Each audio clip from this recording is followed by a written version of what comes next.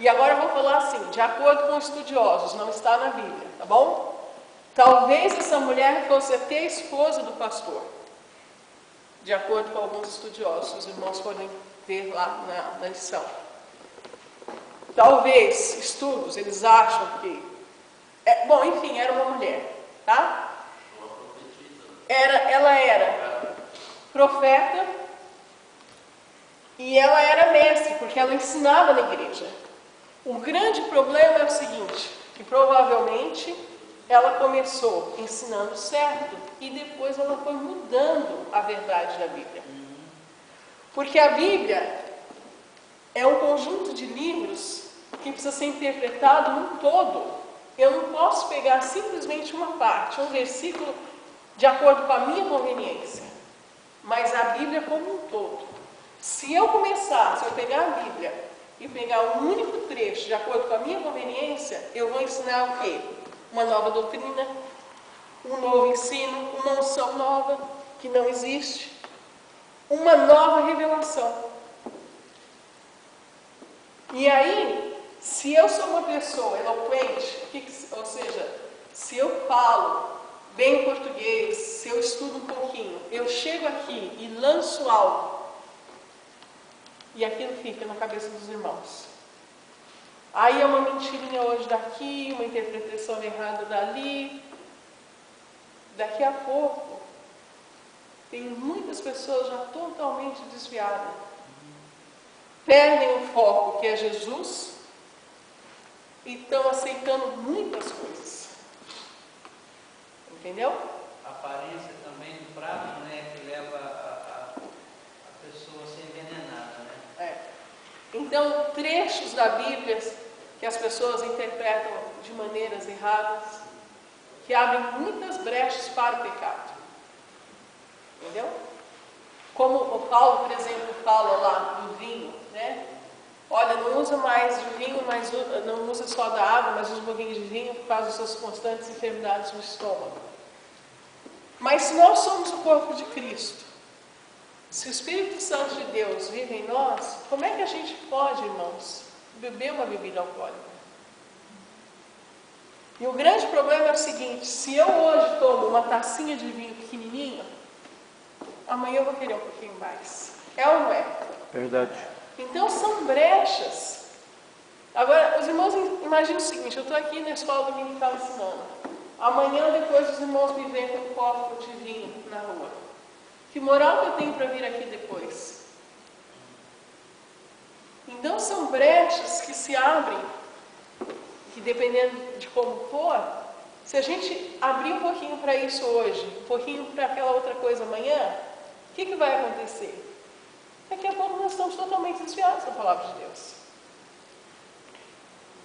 Porque se a pessoa gosta de vinho, cerveja, seja do que for, toma um golinho, amanhã quer tomar mais. Yeah. Eu vou falar. É ou não é, irmãos? Tem duas situações que eu creio que a gente pode comentar aqui. Deus me deu uma experiência na Flórida, quando eu estive morando lá. Foi aqui um condomínio de prédios, né? Que tem uma certa igreja, uma denominação, ela tem ali membros e líderes, vamos dizer assim, de todas as áreas da igreja, que entendem que a Santa Ceia tem que ser feita com vinho, e depois que foi abençoado, orado por aqueles alimentos, eles não podem ser jogados fora. O vinho, principalmente, tem que ser consumido. Ou seja, mas pelo líder, pelo sacerdote, né? Então, nessa região, esse condomínio, a igreja gasta milhões de dólares por ano para manter aquele povo ali por essa doutrina, ou seja, eles são alcoólatras. Meu Deus do Se céu. tornaram alcoólatras devido o uso dessa palavra, dessa visão, né? Que o vinho tem que ser vinho e vinho bom, né? Da tortura, né? Essa é a questão. E o outro, se a gente for ver o resultado da má aplicação, isso é pessoal, tá? Eu tenho essa ideia, estou desenvolvendo, que Deus possa botar na minha mente, no meu coração, o que é essa visão, esse entendimento a respeito depois que Noé, ele faz todo o serviço que Deus mandou, ele planta uma vinha, não é isso? Daí, qual foi o resultado disso? Ele toma um porre, a verdade é essa, né? E depois, quando acontece tudo aquilo, que a nudez dele pelo filho e tal, ele estava de ressaca. Olha o que o vinho causou. Alguém já tomou uma ressaca com um porre de vinho? Eu já. Horrível. Não, durante a mão. Mas você acorda no dia seguinte... Meu Deus do céu. A cabeça... O primeiro que você vê... Você amaldiçoa qualquer um. Você vai matar porque... Então, veja bem, eu não quero criar polêmica, nem falar o que a Bíblia não está dizendo. Mas se você entender por essa linha, o que o álcool, ele transforma, o que ele causa, ele amaldiçoa uma geração completa. Pode ter sido por isso. A Bíblia não diz que não. Mas o porre de vinho leva o cabra a fazer isso. Entendeu? Quando ele acorda de manhã com a cabeça que não passa na porta e daquele jeito, ainda mais o vinho de antigamente não era igual ao de hoje. Era um vinho bem rústico, né? E o que a gente tem que entender, uma vez eu fui numa igreja aqui, eu nem sabia, depois lá no coisa, deram um vinho, há muitos anos atrás, na hora da Santa Ceia, e era um vinho, acho que lá de Israel, não sei de onde aí. O problema é o seguinte, eu tomei na hora da Santa Ceia, e o vinho era gostoso. Vamos ser sinceros, irmãos. Então, aquilo que nos atrai, a gente tem que tomar muito cuidado, porque senão a gente fala, tomou lá na Santa Ceia, mas que vontade, mas me deu até água na boca. Então, a gente tem que tomar cuidado com essas coisas, porque senão a gente acaba fazendo outras coisas. E imagina o seguinte, uma pessoa que está deixando isso, que é alcoólatra, não sei o quê, a pessoa foi, se converteu, quer servir a Deus. Aí vai no dia da Santa Ceia, é vinho realmente, ao invés de ser o suco de uva.